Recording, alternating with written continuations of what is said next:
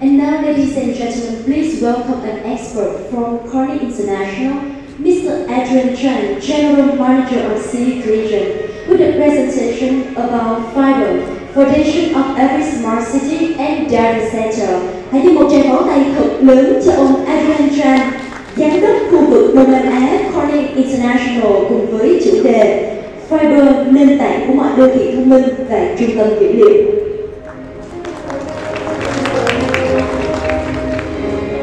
Good morning, good afternoon everyone. My name is Adrian Chan. I'm from Corning. Very happy to be here and invited to participate in Viettel IDC.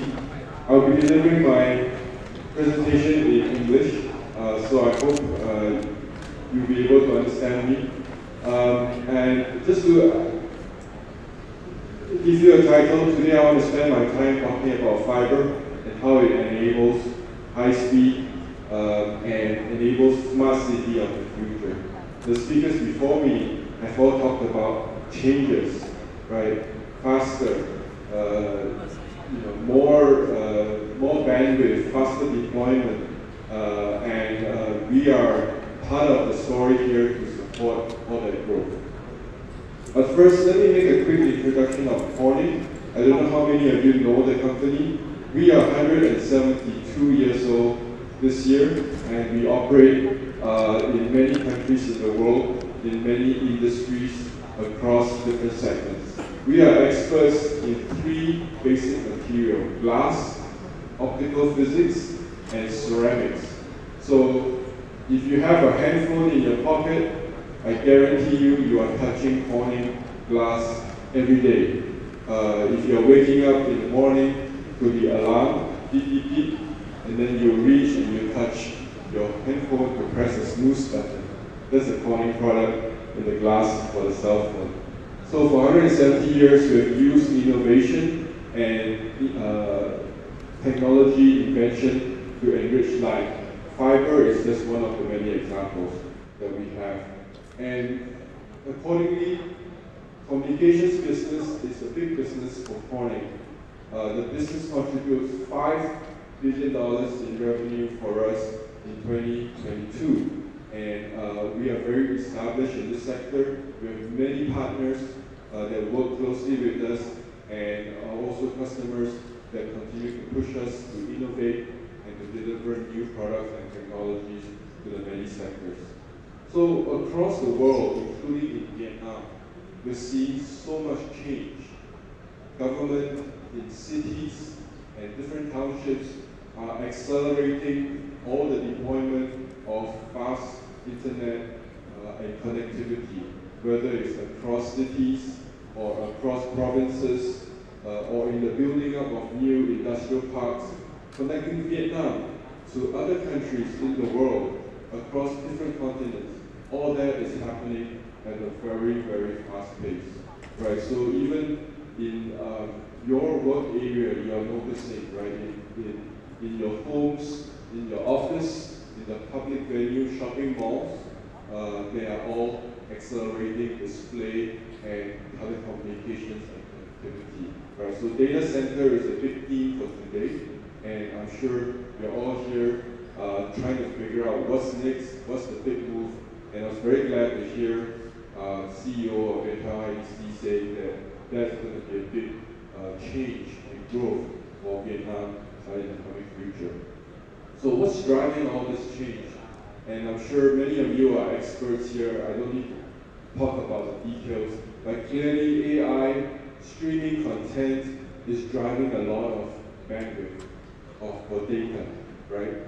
The earlier speaker talked about Netflix, 38% of share of streaming content, but everything else today, everything is video, right? No longer voice, no longer data. So that's pushing a lot of bandwidth through the pipes, and our future is fiber. So we have some data here. ITU is telling us that more than 5 billion people in the world are already connected to the internet. 2/3 of the world on Earth is connected to the internet. While Cisco is telling us something very interesting as well, right? machine-to-machine connectivity, right? So if you remember AI, if you remember smart system, smart home, smart factory, all that is giving us a 90 to 20% compound annual growth rate for machine-to-machine data connection. So all these require data to push through, right? And here we're seeing for Ethernet speeds continuing to grow every single year. We are fast approaching 800 gigabits per second, and we're also pushing towards 1.6 gigabit per second. I think a lot of the drivers in this industry are media and entertainment, banking and fintech, right? So you've also heard some of our other speakers today talking about some of these areas. And we continue to feed all these different applications into what we are doing today, whether it's in automotive or whether it's in data centers and cloud service. We're calling for more and more bandwidth. So how is this going to be supported? How is this going to be continue to grow? Right? We're talking about big bandwidth. So let me switch a little to talk about fiber and how it helps. And you've seen how fiber continues to support faster and faster Ethernet growth. With a combination of 2, 8, 20 fibers, you can get to 10, 40, and 100 gig today, and even faster, right? Because network designs are getting more and more sophisticated. You have more robust systems, you have more redundancy and more security and stability.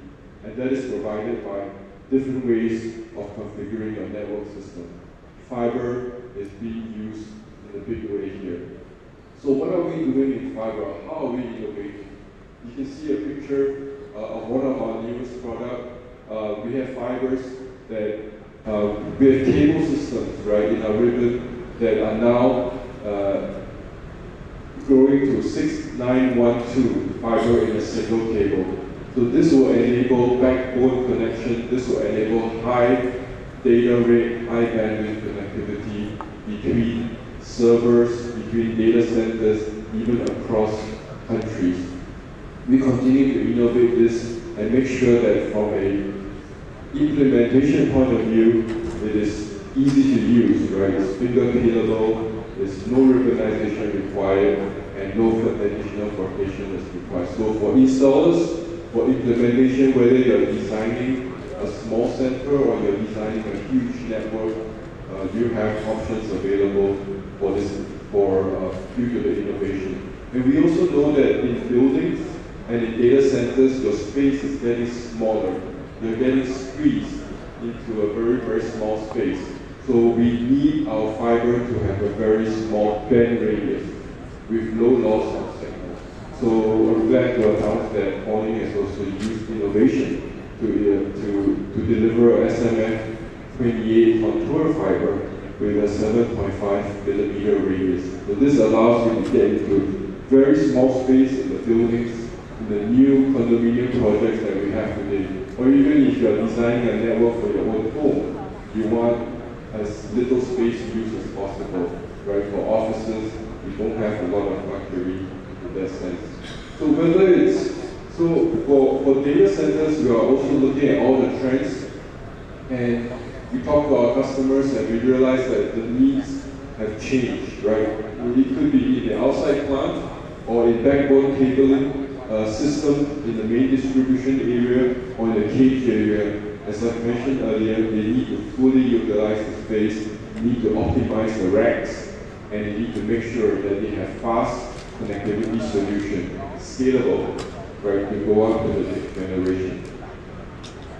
And because of that, we have developed a whole range of products that are able to adapt to different parts of the network, right? Whether you're designing for your data center interconnect, or you're designing for your equipment distribution area, or the main distribution area, right? We have a series of products for high density, for medium density, even for low density use. Throughout our product range, this is able to help our customers design the network efficiently.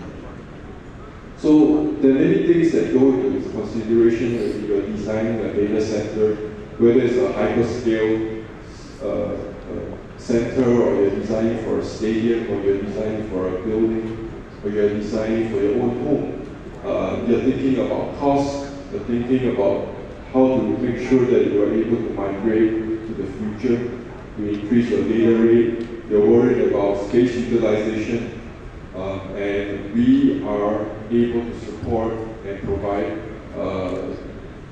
collaborative projects on all these areas of concern.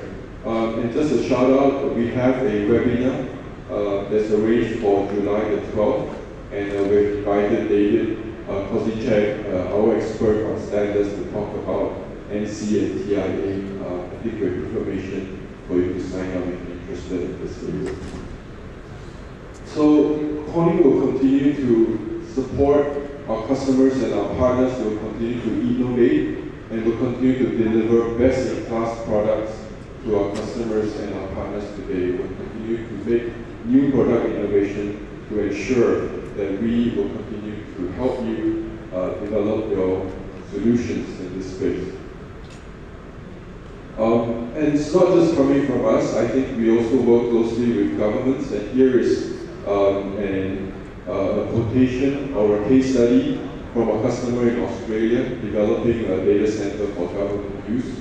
And I think this is a good way to think about it for all of us who are CIOs or who are planning for future. And here he's saying, look, you really don't want to waste your resources. You want to design a system that can push you into the future and would enable the system to be used many, many times, upward scalable, right? So this works, and we're glad to be able to partner with GovDC in Australia to develop this solution.